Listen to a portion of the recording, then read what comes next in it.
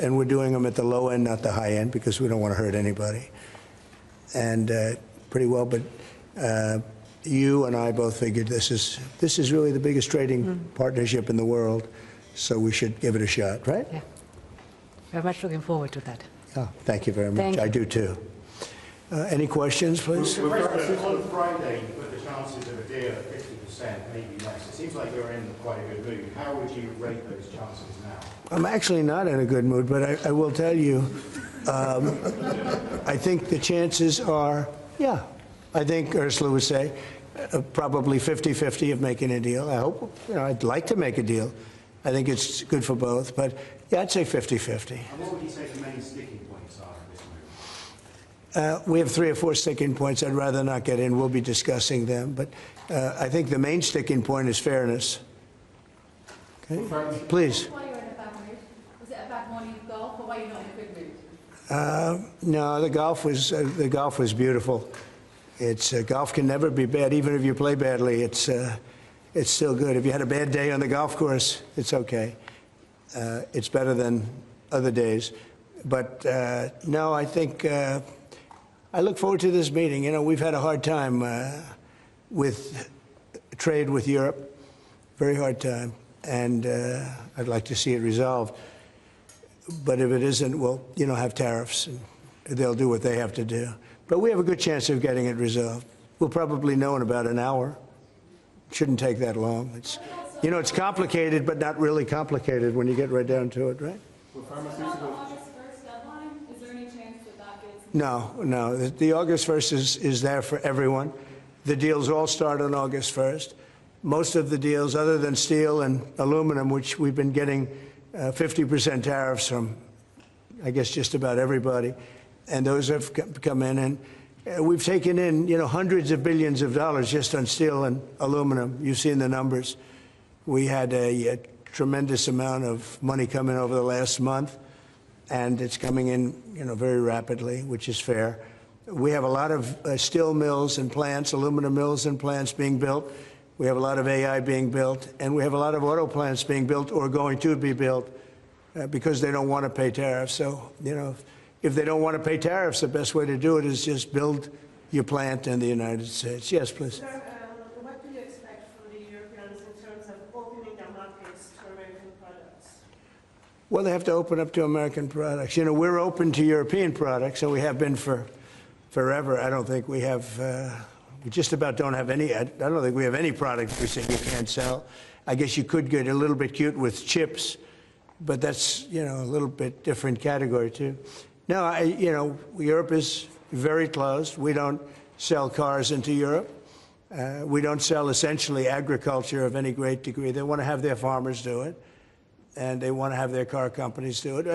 I'm not saying anything that nobody knows. We have a rough situation. If we want to sell cars in Europe, we're not allowed to. And as you know, they sell millions and millions of cars, Mercedes, BMW, so many different, Volkswagen, so many different cars, and so many millions of cars.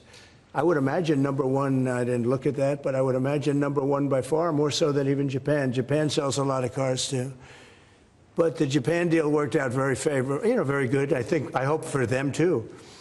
And that's what we want to do, make everybody happy. Yes, please. Mr. President, should Israel be doing more to allow food into Gaza? Say it. Should Israel be doing more to allow food into Gaza? What did you say? Should Israel be doing more to allow food into Gaza? Well, we gave $60 million 2 weeks ago, and nobody even acknowledged it for food. And it's terrible. You really at least want to have somebody say thank you. No other country gave anything. We gave $60 million 2 weeks ago for food for Gaza. And nobody acknowledged it. Nobody talks about it. And it makes you feel a little bad when you do that and, you have other countries not giving anything. None of the European countries, by the way, gave. Nobody gave but us. And nobody said, gee, thank you very much. And it would be nice to have at least a thank you. And I took a lot of heat. When I do that, a lot of people aren't happy about that because they say, well, why are we doing it and nobody else? but I think we had a humanitarian reason for doing it. What's going to happen? I don't know. I can tell you that Hamas, as I said, would happen at the end. You know, we've gotten back a lot of hostages, a tremendous number of hostages, most of them. Now we have dead hostages, and the mothers want them back, and we have 20 people approximately, but that are living. But we have a lot of bodies, and the parents want those bodies as much as they would want their child if that child were alive. I met with parents that were, it was so sad. Sir, please get my son back. How is your son doing? Well, he's dead, but they have his body, and it's so important. It's more important. It's almost like more, but it's as important as if the child were living. These people were, I mean, they're devastated. And I said, when you get it down to a certain number, you're not going to be able to make a deal with Hamas, because once they give them up, then they feel that that's going to be the end of them. And what I said is exactly true. You know, they had a routine discussion the other day, and all of a sudden they hardened up. They don't want to give them back. And so Israel's going to have to make a decision. I know what I do, but I don't think it's appropriate that I say, but Israel's going to have to make a decision. Mr. President, when you were in the Middle East, you talked about the images coming out of Gaza and starving kids. Those images are still going. Many of them are much worse. Thinner children, starving. What do you see or feel when you look at those images today? Well, it's terrible. You know, when I see the children, and when I see, especially over the last couple of weeks, and people are stealing the food, they're stealing the money, they're stealing the money for the food, they're stealing weapons, they're stealing everything. It's a mess. That whole place is a mess. The Gaza Strip, you know, was given many years ago so that they could have peace. That didn't work out too well. When Israel gave that up, whoever was the prime minister at the time, who I know who it was, but it was not exactly a very clever thing to do, because that was given so that they'd finally have peace, and it's actually made the situation worse. But we'll see what happens. I think Iran is acting up. I think that we have a lot of people acting. We have Venezuela acting up in a different way. They continue to send people that we rebuff to our border. They continue to send drugs into our country. Venezuela, they've been very nasty, and we can't let that happen. But we have other countries too.